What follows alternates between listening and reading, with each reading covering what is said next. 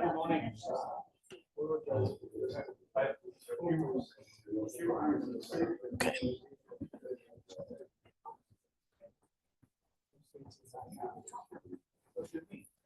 Oh, okay. Let's go from the back. Yeah, right. Yeah, put start.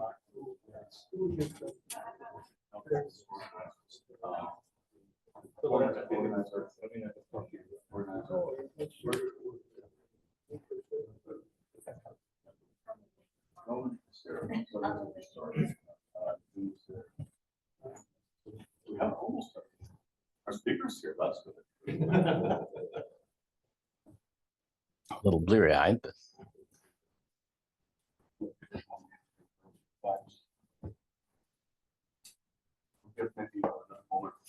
So while we're waiting, let me make a quick announcement. So we have some of the budget for this workshop to support travel by early career researchers. And so if you are your students attending and have incurred some costs, we really encourage them to apply for this early career researcher support. I think so the application format will be just linked on the workshop site, and if not, email the organizers, and we'll make sure to connect to that form. Right, now we're all here. So, so please do have you and or your students, if you're actually here, apply for this early career researcher support. This should be supporting for anyone up through assistant professor level, or if you're an early researcher in industry, I suppose we could probably look at those applications as well, but we really are focusing on students particularly and in early career. So please submit those. We will be making decisions, close of business, no, this close of business, for those of us who never stop working, close of business on Sunday. Please make sure you submit by then to be considered. Can we make a decision earlier? Can we make a decision earlier because Felix needs to know? Well, we could change the due date is now close of business Friday. Okay. Okay. And somehow I will decide not to close the business on Friday. Is this okay? No, it's not. No, Friday and Sunday is no different. All right, beginning of business Monday. Okay. Wednesday evening, 12:38 p.m. Eastern Time, Friday. Okay, good. Afternoon Friday. Okay. Have we negotiated this? Okay. Yes, yes, yes. 3 o'clock U.S. Eastern Friday. and okay, so that's our negotiated due date, and I will make a decision by 4:30 p.m. U.S. Eastern Friday, somehow in the middle of my life. That's still too Okay, late. but 4:30, the offices are closed again, so that's Monday morning at night. wait, what? Friday, 4:30. What kind of business hours are people working? Okay, give me a same time. 12 noon on Friday. And when do I need to notify? Then you guys are closed. Shane, for example. Shane. I need to email Shane. Yeah. For the decision by apparently 4 o'clock. no, I think he was just at 12. What? You said that they close at 12. No, Friday, or 4. Right? You close at 12. Send your proposal to Thomas Philip. Submit by noon on Friday. Thank you, ladies. Thank you. And I will figure out when I'm supposed to get it started. Okay, thank you very much. And thank you for your patience as we negotiate the due date and time. Thank you. So now I should now move to our online people.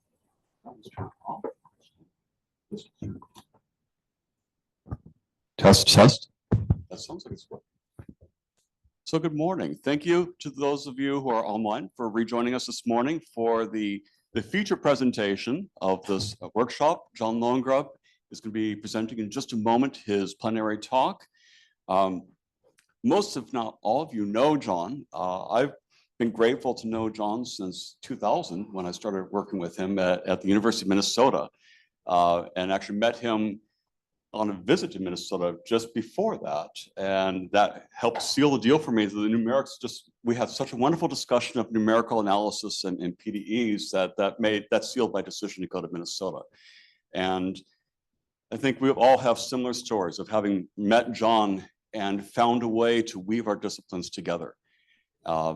Mathematical analysis, numerical analysis, existence uniqueness proofs, even as we've seen, stability proofs, things like this, mechanics, fluids, of course, biology and signaling, and has somehow all come together with John at different stages of his career connecting communities, and we've seen a huge impact going forward. I'm grateful to have been along for part of that journey to finish my PhD with John. I think maybe we'll have a moment to share some more of these stories at the very end here today as we close, but it gives me a great pleasure to introduce John Lowengrub and turn it over to him for his talk. And thank you for joining us this morning.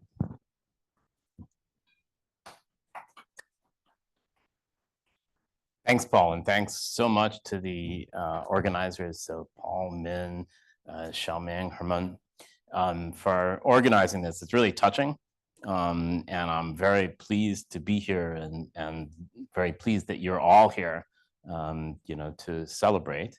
And it's always weird for me to celebrate something for myself, but I'm happy to do it this one time. I'm going to, and it's also nice to be at Fields. I haven't been here for 15 years, something like that. It's been a long time, but it's a great place. And so I'm going to talk about something new here, new for me. It's probably my first talk without a PDE in a long time. So, but I'm going to talk about tipping points in cancer, which is a new direction that we're going with a group of us at Irvine. And I'm going to be focusing on one particular example of this. First, I'll talk about tipping points in general and why we're thinking this way. And then I'm going to give an example from leukemia of what we think is potentially going on. So it's the start of a program for us, and we're hoping that the new administration in the US will continue to fund cancer research. Okay, so let's get this thing. There we go. So this is joint work with a number of different people. Most of what I'm going to talk about is work of a student, Jonathan Rodriguez, who's just about to finish his PhD. He took over from Abdon, who finished his PhD a few years ago. And the two really co-leaders with me on this are Arthur Lander from Developmental Cell Biology and director of our Complex Biological Systems Center, and Rick Van Etten, who's director of the UCI Cancer Center, but who's a practicing doctor. So he's a physician scientist. And so the great thing is he actually connects with patients, and but also he was a mathematician as an undergrad, so math major as an undergrad. So we actually are able to really communicate well. And then his group, Prasanthi, Zongying, and Jaina, who did a lot of the experiments that I'm going to show. And so what I'm interested in discussing is how cancers start. And so while the classical way that we would think cancers start is with a mutation. And so they're rate limiting steps, they're slow, so they're infrequent. They basically, in any cancer, one can find at least some oncogenes or tumor suppressor genes, and they're observed also in precancerous lesions. And animal models of cancer, where you introduce these mutations, develop cancer. And so the mutation-centric view of cancer initiation is basically that, as we heard discussed before, is there's a sequence of mutations that's really kind of the Vogelstein, but dates quite a bit earlier than that. But it's this idea that you have a sequence of mutations, and if you get the right mutations, then cancer will develop.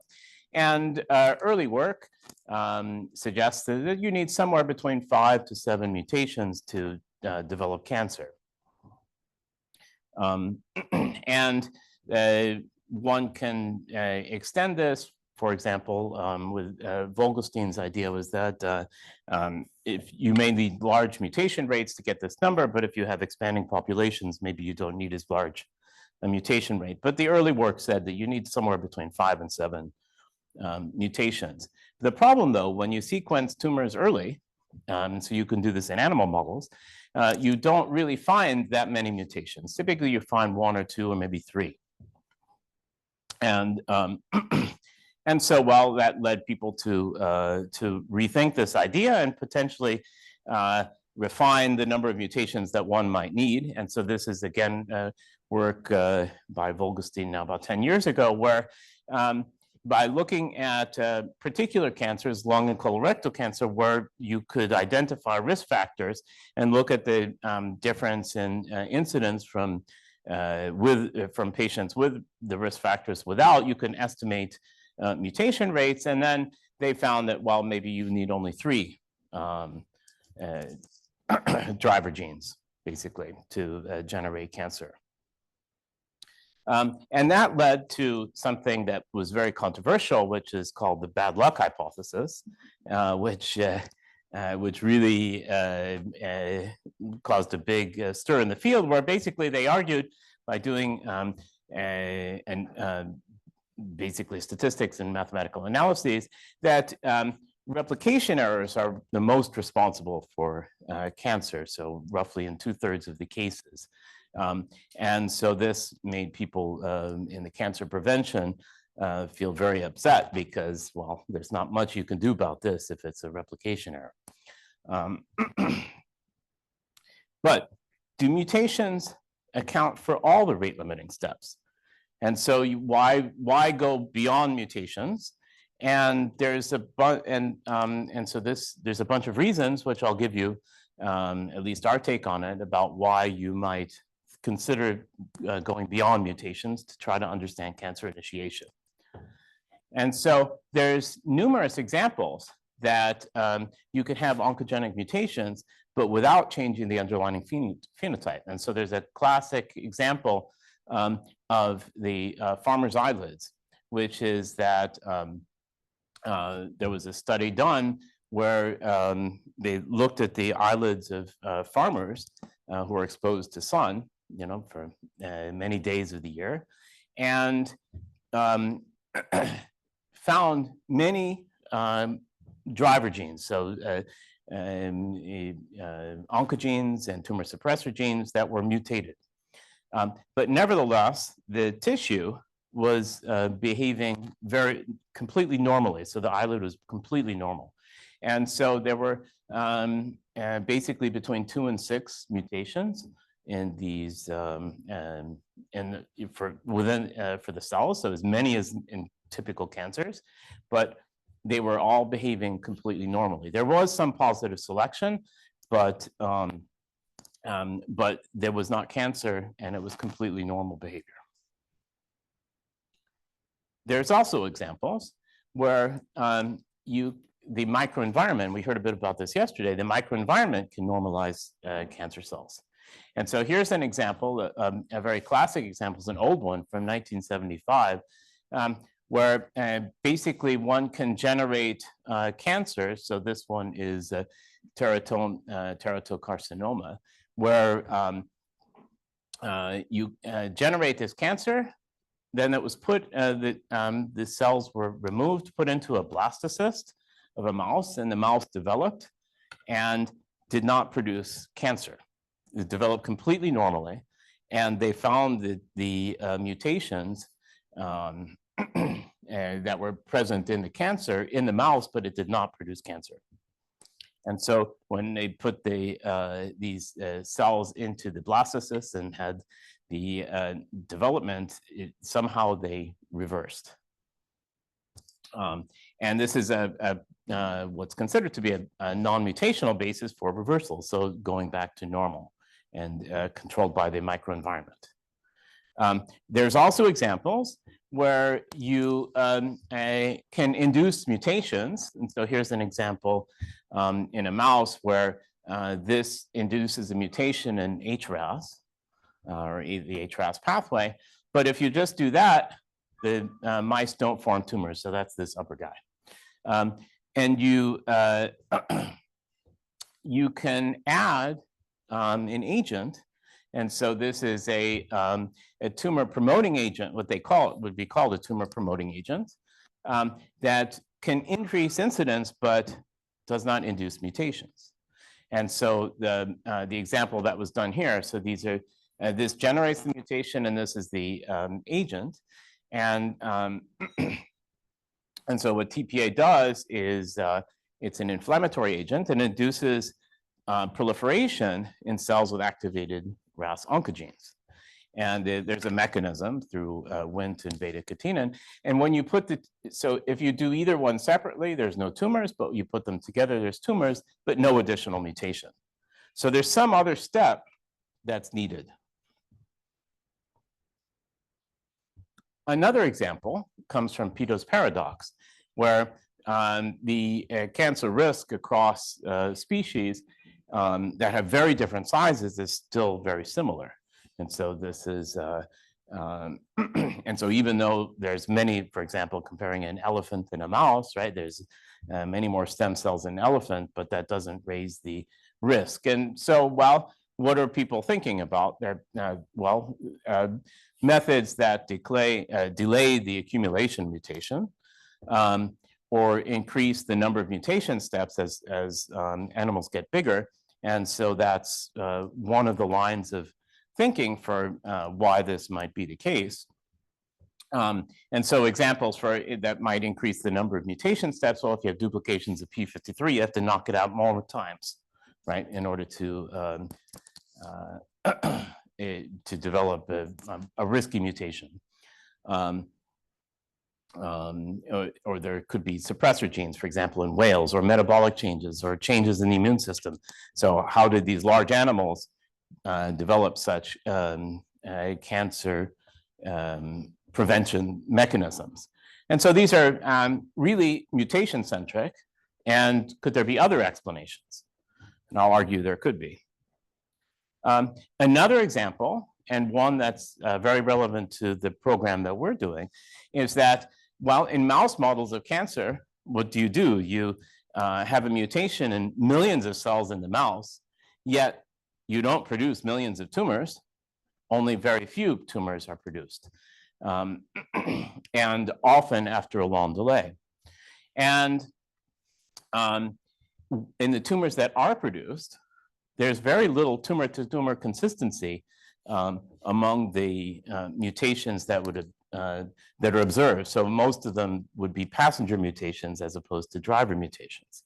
And so that would be the thinking that, well, if there's a long delay, what you have to do is wait for a mutation, but it's not the same. If there is a mutation, it's not the same across the tumors in the mouse. And sort of associated with that, well, there's dormancy. So why do tumors remain dormant for a long time? And why is there delayed recurrence after therapy? Well, we heard a bit about that yesterday from Sid. And our take is, well, these may be really new states in cancer. And so why would cells be drawn into them? And why would small groups be more likely? Why would it be drawn into these new states? And particularly after you treated cancer, you have small residual, and so that takes some time to grow. And of course, it can take time to build up, but not if you were just to assume sort of normal growth, it would be much faster than what's really observed. And so what other things can occur? Well, so hopefully I've given you reasons to think, well, maybe mutations aren't the whole story. They're certainly part of the story because they're found in cancers, but maybe there's other things at play that could be rate limiting steps. And so one possibility is non-genetic transitions. And so these are kind of thinking more broadly, these are transitions that can occur between stable states. So you might imagine that you have a dynamical system with mixed feedback, positive feedback, negative feedback. We heard a bit about this from Sid yesterday. And so those can describe stable configurations, and there can be transitions that could be quite slow between them.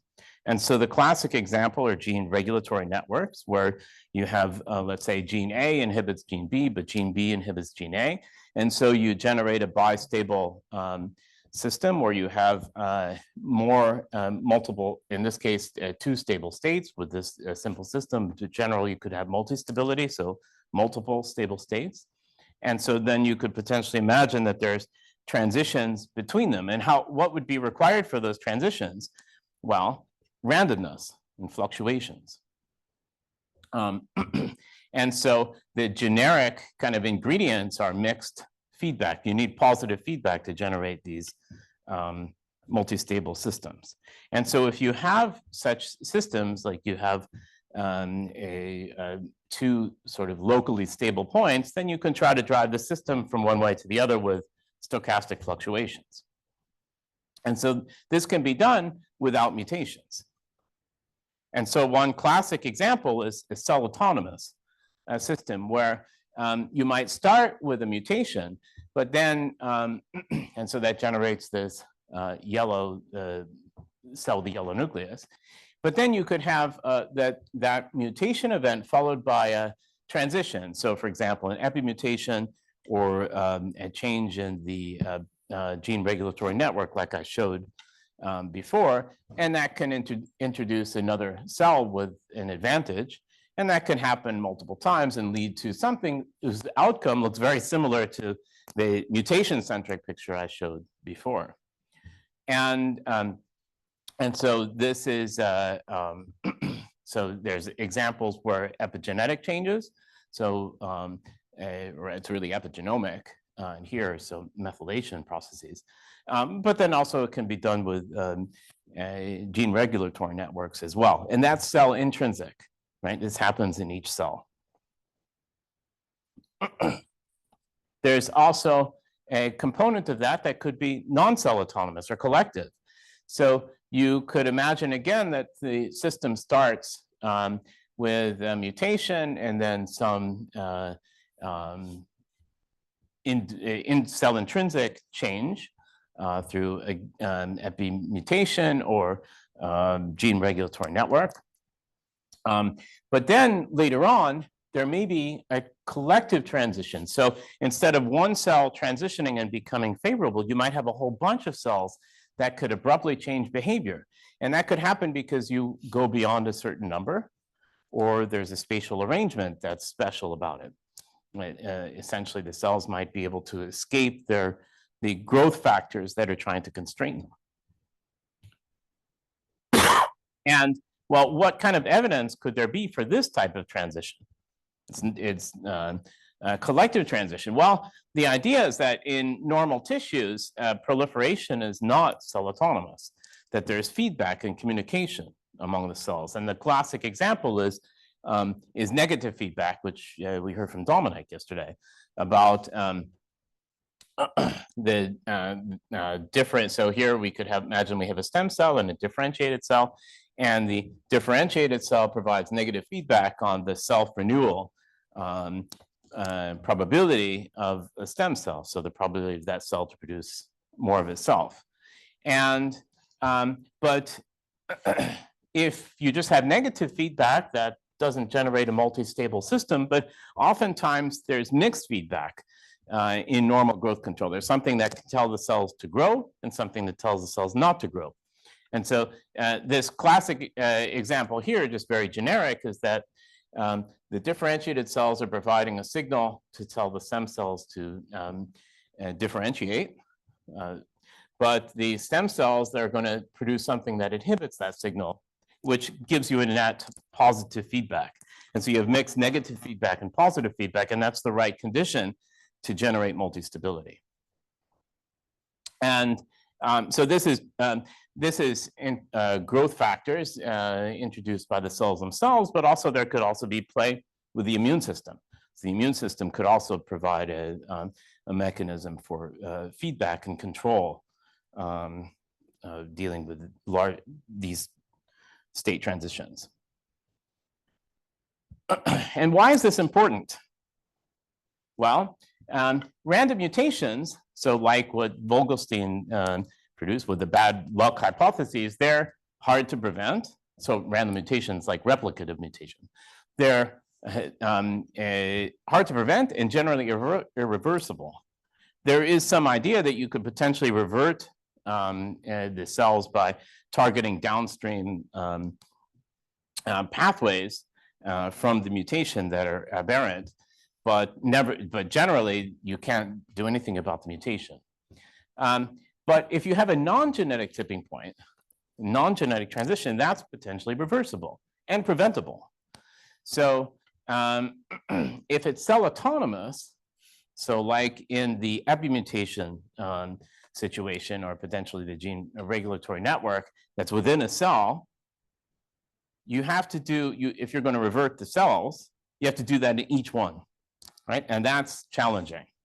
But if it's collective, all you have to do is try to change the condition that drove the collective transition.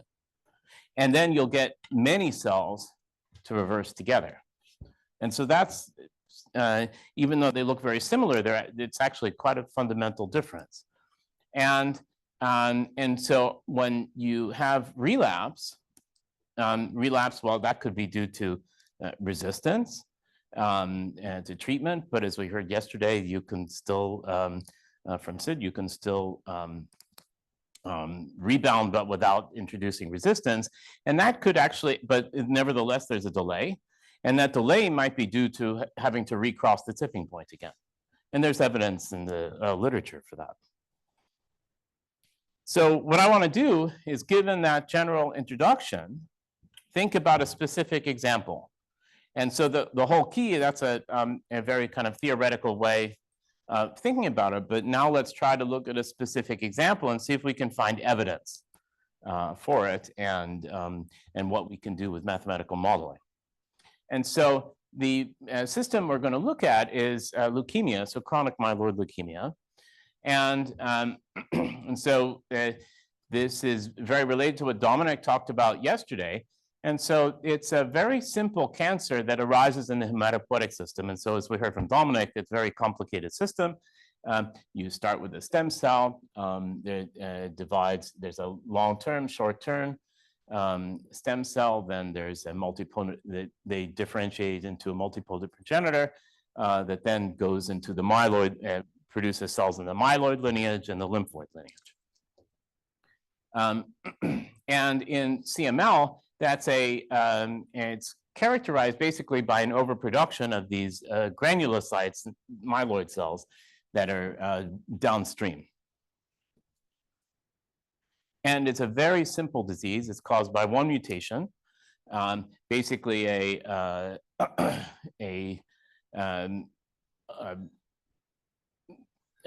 fusion gene that occurs between the two chromosomes, producing the 9 and 22 chromosomes, producing a new chromosome that drives basically proliferation.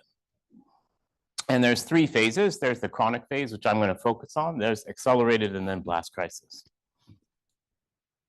And the current therapy is very effective for this because it's such a simple disease.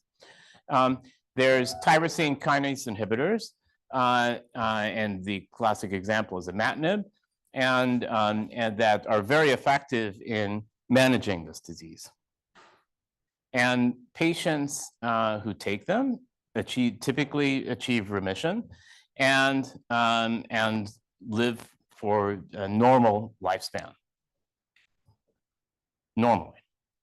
But there's still unmet needs. So why would you look at such a cancer where there's such a great outcome? This was in 2001. So,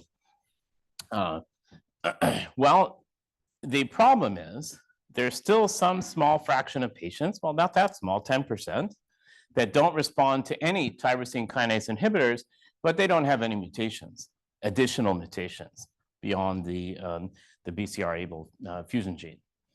And then another big problem is that patients have to stay on this a tyrosine kinase inhibitor therapy for life.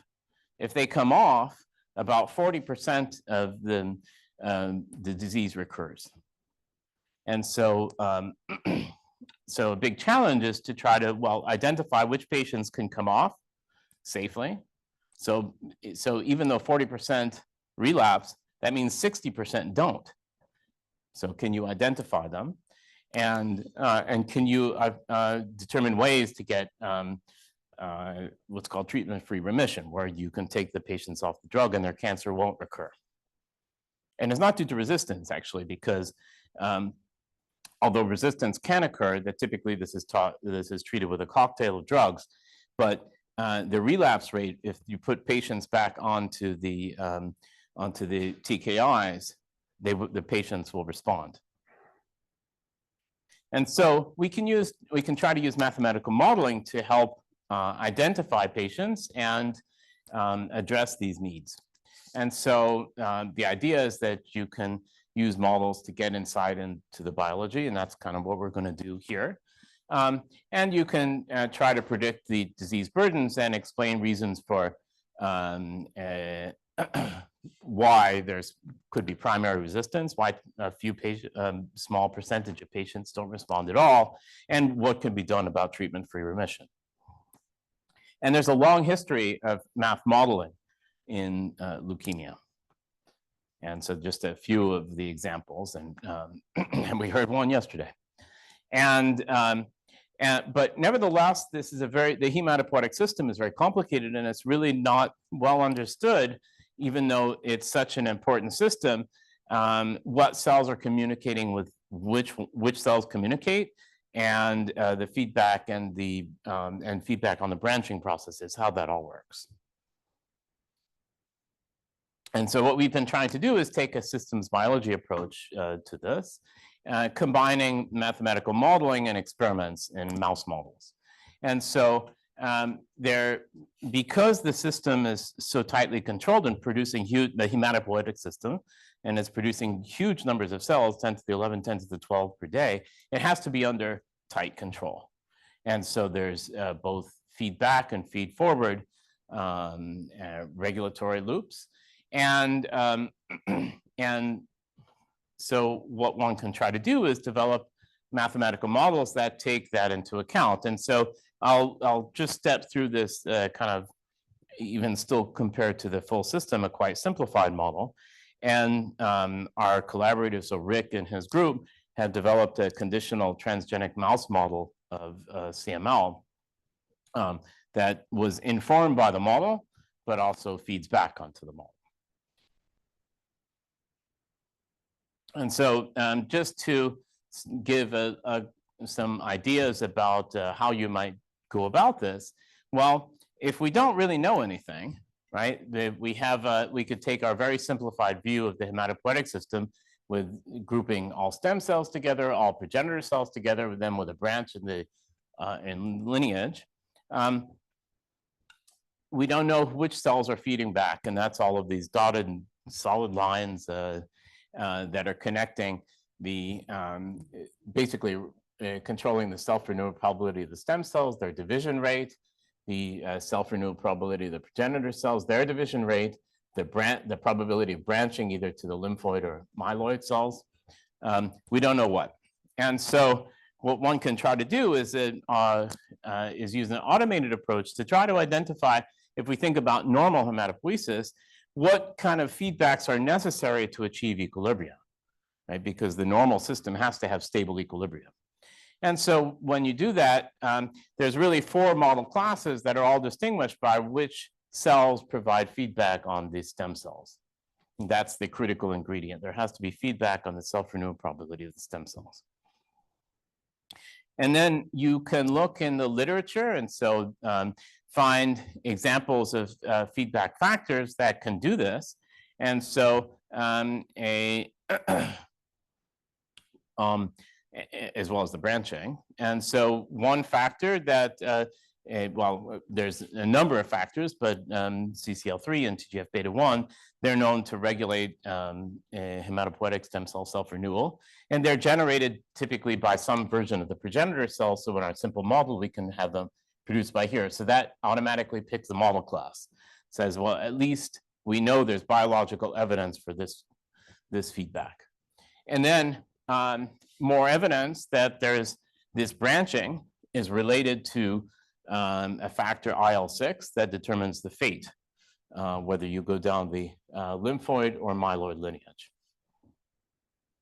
And then one can test the model and infer more feedbacks by doing experiments. So one experiment is hitting basically these normal mice by light radiation that tends to reduce the number of stem cells.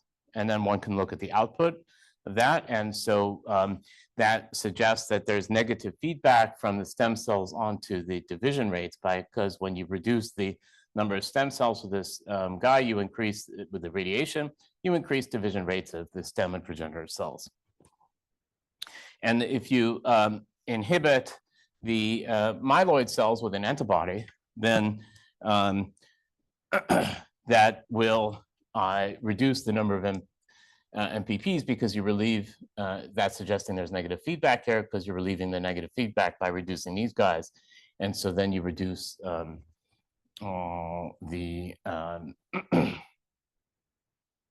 they tend to, you reduce this, and so they tend to go down the lymphoid lineage. And now you can take that very simple model and extend it to CML. And so basically what now you can do is introduce a parallel lineage, and the cells are interacting through the feedback. So at least at the very early stages, the CML cells should be producing the same types of factors and the same factors as the normal cells, but their response to it may be a little bit different. So for example, the leukemic stem cells might be a little bit less sensitive to feedback from from the progenitor cells. So that TGF-beta1. And so you can now have all of these parameters in the model, and you can do parameter sweeps and find out what combinations of parameters are consistent with equilibria. And so that gives you a bunch of parameter sets that are consistent with normal equilibria. And so we did this again for the mouse.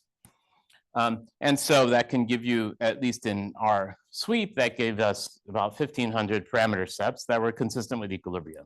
And so then you can think each parameter set is describing potentially a patient. And so this can give you a spectrum of heterogeneity in patients. They have all different parameters, but the output is consistent with normal hematopoiesis. And then you can introduce CML into this population and ask how it responds and how it responds to treatment. And you can then use the model to test experiments. So this is just an interesting one where this is an experiment done quite a while ago where you could either introduce stem cells, CML stem cells, or CML progenitor cells, distinguished by their surface markers. And if you introduce stem cells, then what this leads to is roughly a disease state, an accumulation of myeloid cells.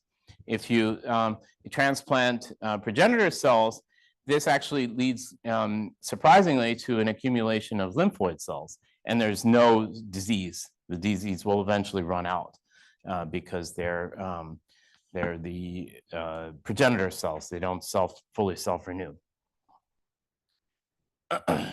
And so the model produces a similar prediction, or is consistent with that experiment. Then you can look at therapy. And so therapy, what it's doing is it's killing the progenitor cells. It also kills the stem cells, but to a lesser degree. And also, in fact, reduces division rates. So that's all known. And when one puts that into the model, one observes, because of the nonlinearity in the model, that the response, so this is the response of the, basically this percentage of BCR-able cells, so the mutant cells as a function of time after therapy, there's an early dramatic drop, and then so it's a biphasic curve and a much slower decay at longer times. But in contrast to kind of more simple linear models, the response depends on the stem cell load. And so here, as a measure of the stem cell load of leukemic cells, we could look at early stages of CML, mid or late. And if you have a higher load of leukemic stem cells, the response to these inhibitors is much reduced. And so now to try to test, so that says that one determinant, and that's a potential mechanism for why there might be primary resistance, right? If the patients come in later in their disease state, so they have more stem cells, CML stem cells, they'll respond less to therapy. And so to try to investigate that, Rick and his group developed a chimeric mouse model based on that transgenic model, where now from the transgenic donor, they can implant CML cells into normal mice.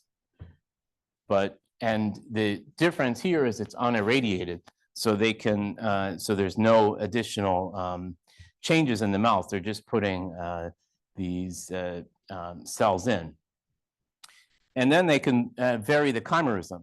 And so this is the first mouse model that you can look at early stages of carcinogenesis or CML initiation, because you have now interaction between normal cancer and the immune system. And what they found is, so this is looking at the percentage of these leukemic granulocytes. So they found that there's a long delay, and the system, after which the system takes off. And there's this outlier here, which the system, the disease doesn't seem to develop. And I'll come to that in a minute. And so then one can say, well, and so what is the system? It's inducible. So if you remove doxycycline, you generate the mutation in the hematopoietic stem cells, and so they become BCR-ABL positive. And then if you, so if you keep the system, you do the implant and you keep the system on the doxycycline, nothing happens. But if you remove it, then you develop, the mice develop CML, and this is the survival curve. But there's a long delay, a few months before, and then these are really long experiments. You can see 8 months. And one can track now the numbers of cells or the percentage of cells in each of the compartments. And so in the stem cell, going all the way up to the granulocytes. And it's a bit of a complicated graph, but there's two things that I want to point out. So one is that the disease is really driven by the expansion of these are the leukemic, the expansion in the bone marrow of these leukemic stem cells. So now at this stage, they're about 70%. But the other interesting thing is if we go and we look all the way at the end for the granulocytes, so we're less than 60%, maybe 50%, are the leukemic. And so that means that, well, the other 50% have to be normal. And so both systems expanded. I'm not showing absolute numbers, but they increased. So both the normal granulocytes and the leukemic granulocytes expanded. And then you can do reverse chimerism, where now you implant normal into this BCR-ABL mouse. And you can see that when you have these large percentages of initial percentages of stem cells, there's no delay, the system just takes off. And now you can test this, using that, you can test the prediction that the size correlates with the response. In other words, the more CML stem cells you have, the less response. And so I'll just point over here. So if we're looking at the percentage of the granulocytes that are mutant as a function of time on dasatinib treatment, so a TKI inhibitor, Well, at small initial chimerisms, the system decays, but if the initial chimerism is very high, so in other words, there's a lot of leukemic stem cells, there's no response. And that's consistent with the model prediction. But the size of the compartment is not the only determinant. So here's a plot of showing the percentage of the BCR-able cells, so the mutant cells, as a function of the initial stem cells mutant cells at diagnosis. And so there's a response after therapy. And so at very high percentages, there's a bunch of patients that respond, but also some patients that don't. And so the model it produces actually very similar behavior there, again, as a function of BCR-APRIL percentage, at very high proportions of leukemic stem cells, there's a bunch of patients that respond and a bunch of patients that don't. And it turns out the key is self-renewal. And so underlying this lack of response is the probability of self-renewal. Remember, we had 1,500 parameter sets that all produced systems that had normal equilibria. And so if you remember from Dominic's talk yesterday, there was something called clonal hematopoiesis, which is that actually the patients can have mutations, additional mutations that maybe predated CML that made them susceptible to various conditions. And one of those, there's a bunch of them. And so one of those is actually a factor Dominic talked about yesterday, which is TET2. And TET2 has the effect of increasing self-renewal, the self-renewal probability. It's an epigenetic factor, but it also increases probability of self-renewal. And the model here is showing the essentially this self-renewal probability for the responders and the non-responders, and there's a clear delineation. And so one can introduce TET2 mutations into that mouse model and find that indeed, if we look at the donor granulocytes after treatment, so the mutation, let's just look at the green curve versus the red. So the green curve, there's very little response to the TKI therapy over time, whereas the red dramatically drops. And so again, that's suggesting that that these underlying conditions, or in other words, increase the probability of self-renewal, still within producing normal hematopoietic systems, would lead patients to be non-responsive. And so that's, again, consistent with the model prediction. Okay, but now let's kind of go back to the beginning in the last few minutes to try to understand this tipping point behavior. And so I mentioned there was this one mouse that had a low number of cells that never seemed to take off. In fact, if you now do a more careful study where you implant fewer cells, so you get fewer percentages of the mutant cells in the bone marrow, then what you observe is that there's a transition that basically a bunch of these guys will not progress. They'll stay at low levels, and maybe sometimes they'll go up. And if you do an average of that, you see something like this. So you have, so this is averaging over mice. And so at small numbers of initial chimerism, the system will decay and maybe flatten out, but to very low levels, and won't progress to CML. And you might have very stable engraftment, and if you go higher, then the system will take off. And so this is aggregating a bunch of data, which maybe it's harder to see, but we can look at this guy, which is averages. And so if you're above so if you have enough percentage of CML stem cells in the system, so you implant a lot of cells, then there'll be a delay and the system will take off. This is 100%. If you're down here, then the system might go down or might be stable. And so this could be an example for a mechanism for treatment-free remission. And so now you can ask, well, what happened here? What's the reason for this? Is it possible that that there was an additional mutation that caused this difference in behavior? And the answer is, well, possibly, but there's nothing consistent. So if you look all for those different mice, and you look at these at those tumors, and you do essentially analysis of the mutations or copy number variations, you don't find any overlap beyond the BCR-ABL. So it's not another mutation likely. You can also do barcoding and find that it's not due to a single clone taking over. They're still polyclonal.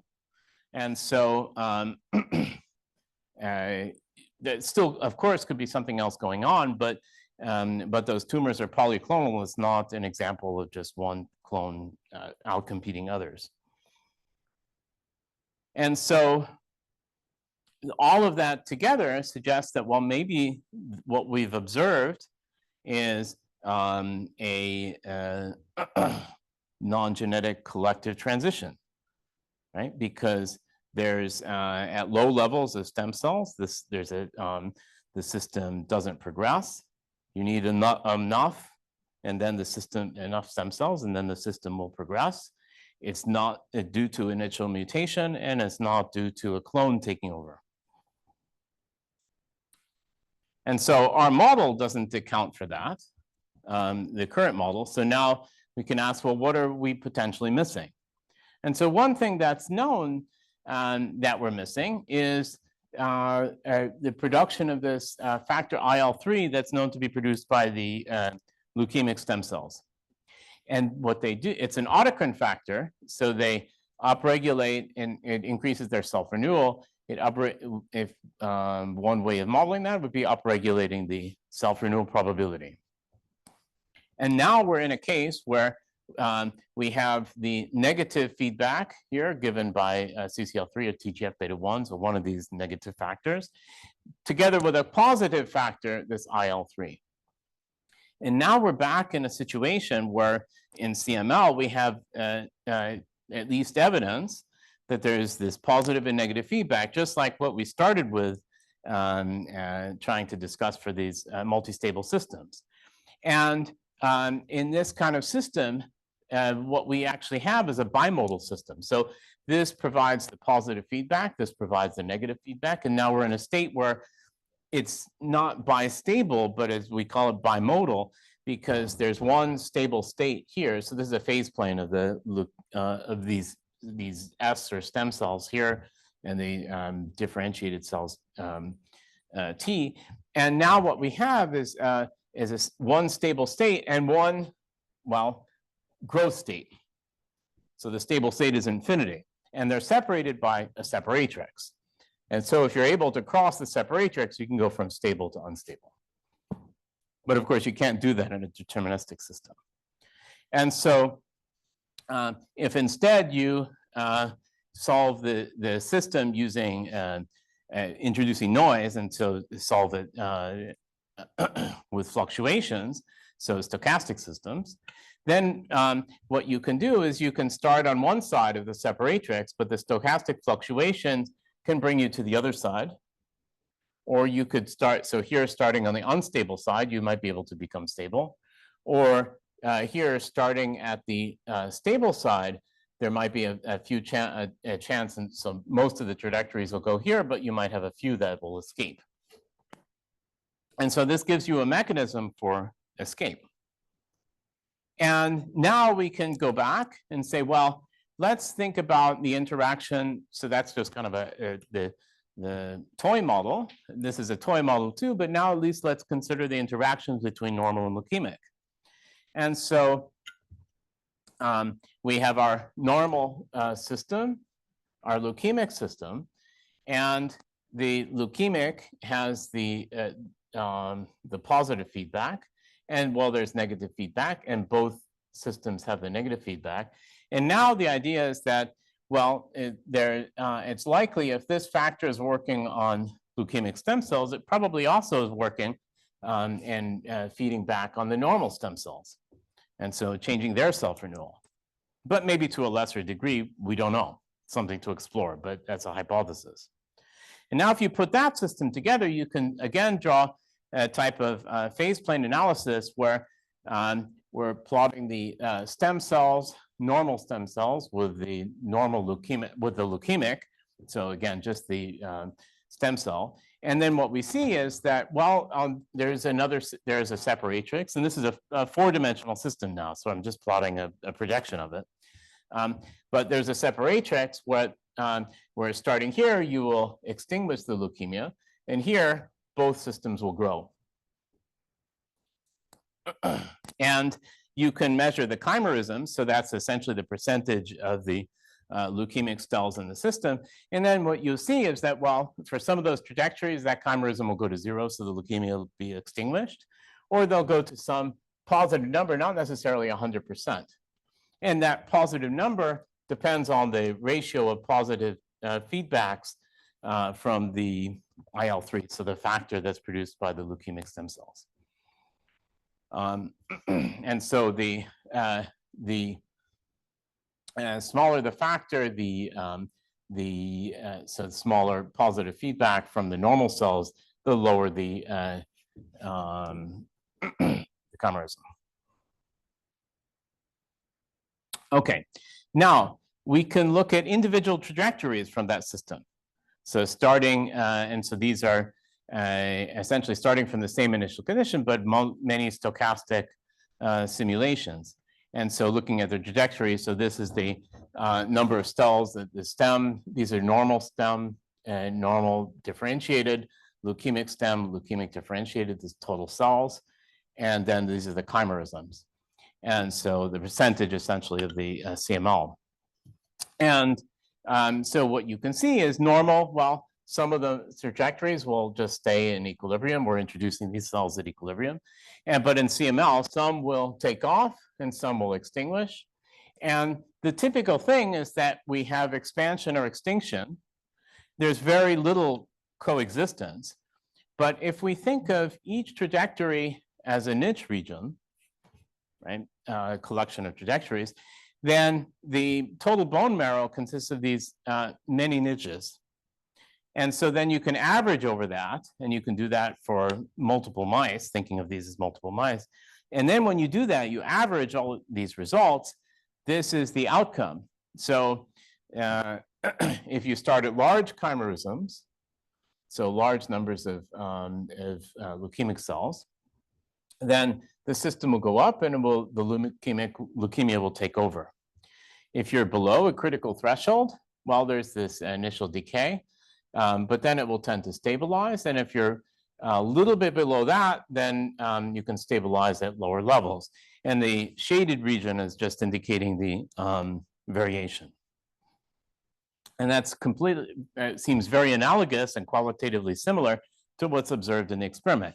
And the key is this interaction between, positive feedback, negative feedback, stochasticity, and the interaction between the normal and leukemic system. And maybe in the last minute, we can say, well, that's kind of an idealized model, right? That's ODE model of something in the hematopoietic system, in the bone marrow. But in fact, how would this actually play out in the bone marrow?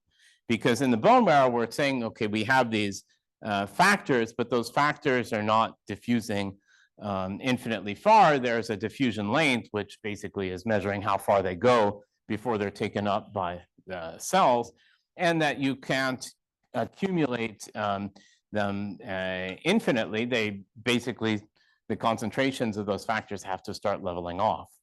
And so one can introduce an agent-based model that accounts for that, where you have mixtures of, again, normal and leukemic cells, as I took before, and we have these factors, and these factors are produced, but they have now diffusion lengths. And so you can develop an agent-based model that that can illustrate this, that this effect is actually inherent in the spatial models. And so if we start with no leukemic cells, and we have to be a little bit careful about conditions, but you can find conditions in which the growth is reasonably stable, although with the mixture of positive and negative feedback and space actually acts as a positive factor. So you can have these normal systems take off, but very rarely. But when you introduce CML, I want to point out that you actually have identical conditions, but in this case, you start with normal and then just a few CML cells. In this case, the CML dies out. You can see these darker cells go away. And in this case, the system takes off. Both the normal and leukemic electively escape. And you can look at the distribution of the feedback factors. And then you can do statistics. And so just just at the end, these are the results of 1,000 of those agent-based simulations. This is the distribution of total cells. This is the distribution of normal cells and the leukemic cells. And so, of course, the number, so this is number. And so there's just so you can see this is 10 to the 4th, 10 to the 5th. There's rare escape under these conditions, but there is escape. And the distributions are roughly log normal. And so